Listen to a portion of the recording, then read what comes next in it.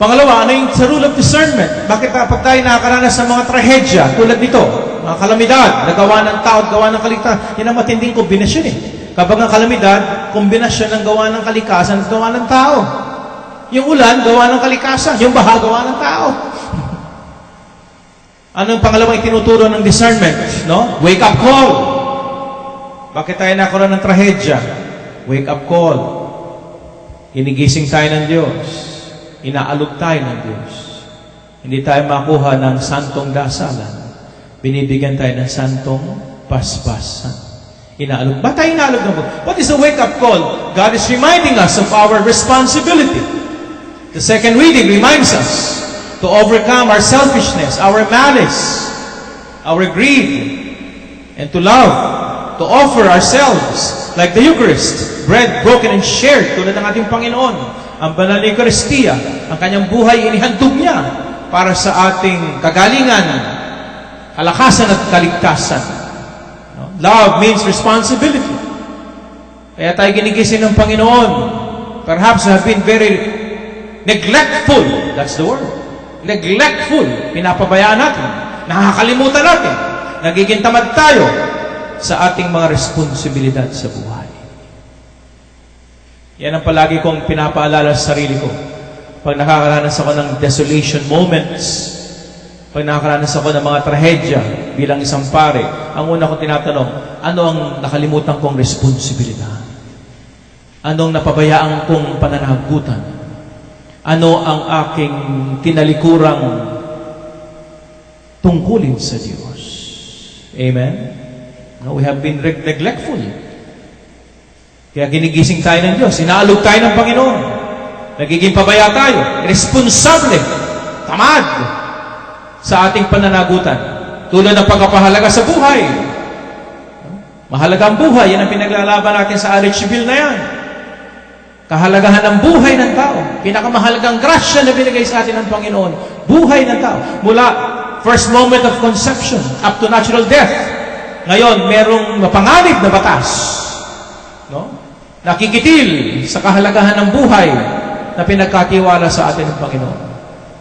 The challenge for us now is to be responsible, to face the challenge of the many evils in the world. Diba sabi nga ni Edmund Burke? Ano sabi ni Edmund Burke? Evil exists because good men do nothing. Evil exists. Nakahari ang kasamaan, lumalaganap ang kasamaan, sapagkat ang mabubuting tao ay walang ginagawa. Kaya minsan, binibigyan tayo ng wake-up call ni Lord. Hoy, gising na kayo! Sa inyong responsibilidad sa kahalagahan ng buhay. Responsibilidad sa ating mga pananagutan sa buhay. We are our brother's keeper. Can you say that? Brother's keeper. Kala mo, may masamang ugali tayong mga Pilipino, no? Masamang ugali, palagi kong sinasabi sa telebisyon, no? Ang masamang ugali ng Pilipino, wala kaming pake sa hindi namin pami. Masamang ugali yan. Wala kaming pake sa hindi namin pami. Masamang ugali ng Pilipino yan. No? Tulad ngayon. Nagtutulungan lang tayo pag may kalamidad. No? Pag walang kalamidad, wala kaming pake sa hindi namin pami. Kailangan pa ba may kalamidad para tayo magtulungan sa ating mga kapitbahay na naghihirap, walang tahanan, walang trabaho, hindi nakakapag-aral, walang pambili ng gamot? Kailangan pa ba may kalamidad araw-araw para tayo magising sa ating responsibilidad as brother's keeper? Amen? At ganoon din, siyempre, mahalaga sa isang lipunan tulad natin, we have to be vigilant. Diba sabi nga, vigilance is the price of democracy. Vigilance is the price of democracy. Huwag natin pabayaan ang pamahalaan. Kailangan konsyensyahin natin ang ating pamahalaan. Tulad ngayon, pinag-uusapan nga ngayon, kailangan pa ba ganito? Lalo bang pagbabagong Pilipinas? Palagi na lang ba tayong babahain sa Metro Manila? O diba, bawat isa sa atin, lahat tayo hirap na hirap. Nasayang ang panahon, nasayang ang buhay, nasayang ang yaman. Wala ba tayong comprehensive flood control program sa Metro Manila? Amen? Ganun ba? Kahirap ang problema ng baha na walang magawa ang pamahalaan? Diba? Ano ba yung baha? Gawa ba ng Diyos yan o gawa lang ng tao? O, diba sabi nga, paggawa ng tao, palagi may solusyon. Diba sabi nga ni President, sino ba yun? Yung katolikong presidente ng Amerika dati? Si John F. Kennedy, ang sabi niya, if the problem is man-made, we can solve it. If the problem is man-made, we can solve it. Tandaan yan. Kaya pag may lumalapit po sa akin, Father, may problema ako. Ang una kong tinatanong, yung problema mo ba, gawa ng Diyos o gawa ng tao? Gawa po ng tao. Aba, may solusyon yan. Baha. Gawa ng Diyos o gawa ng tao? So, may solusyon. We need a comprehensive flood program, flood control program, Metro Manila. Kala mo ang gobyerno, may kapangyarihan yan Alam, meron silang kapangyarihan. Ang tawag yan the power of eminent domain. It's very powerful. Power of government. Hindi lang taxation, hindi lang police power, eminent domain. No? Pwedeng gawin ng gobyerno kung ano man, kasi ikabubuti ng lahat. Tulad ng baha. Kung kailangan ilikas ang mga tao sa mga dinaraanan ng tubig, ilikas. Power of eminent domain for the common good of all. Hindi pwedeng palagi tayong ganito, tuwing dumarating ang baha at bagyo. No, palagi tayong naghihirap. We have to be responsible. Love means responsibility. Always remember that. Love means responsibility. Yan ang haba ng pangalawang pagbasa. To love by offering oneself, self-sacrifice. Because love means responsibility. Kaya ginigising tayo ng Diyos. Kapag dumarating ang trahedya sa buhay natin, pag dumarating ang trahedya sa ating lipunan, inigising tayo ng Panginoon. Wake up and be responsible before God and before one another. Amen. Palagpakan natin ang Panginoon. No? Hindi pwede puro dasal lang. No? Sabi nga, faith without action is dead. Pananampalatayang kulang sa gaway patay. St. James. At pangatlo, ano ang pangatlong dahilan? Bakit dumarating ang trahedya? Ano mensahe ng Panginoon? Unang-una ay testing. Sabi niyo, testing. Ayan.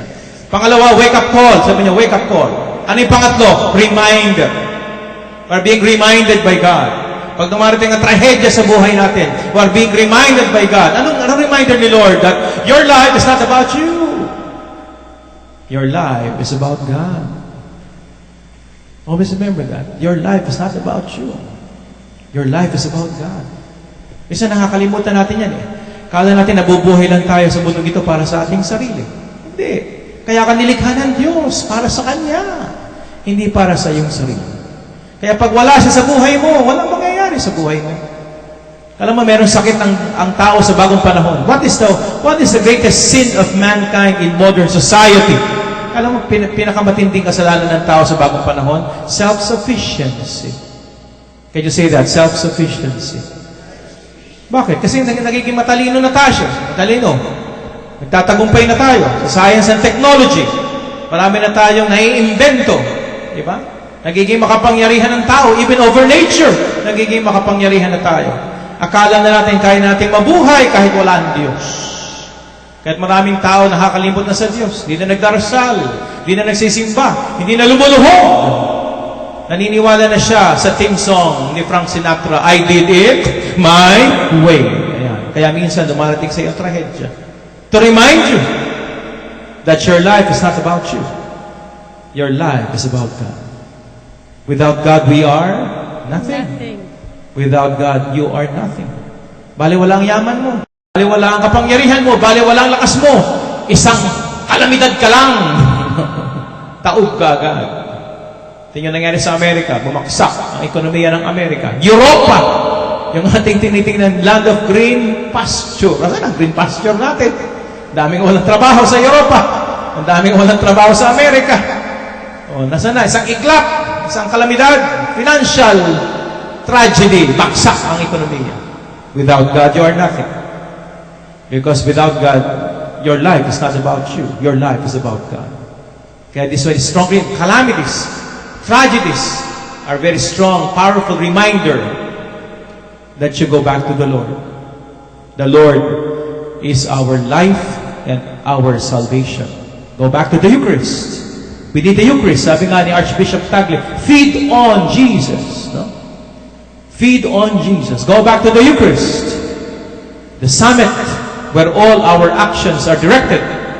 Ang Eucharistia, ang bukal na kung saan lahat ng grasya ay nagmumula. Palagi nating tanggapin si Kristo. Kainin natin ang Diyos. Nguyain natin si Kristo sa ating buhay upang tayo tunay niyang palakasin liwanagin at ituro sa atin ang daan sa ating katubusan. Tumayo tayong lahat, tayong mga tinipon ng Panginoon sa umagang ito.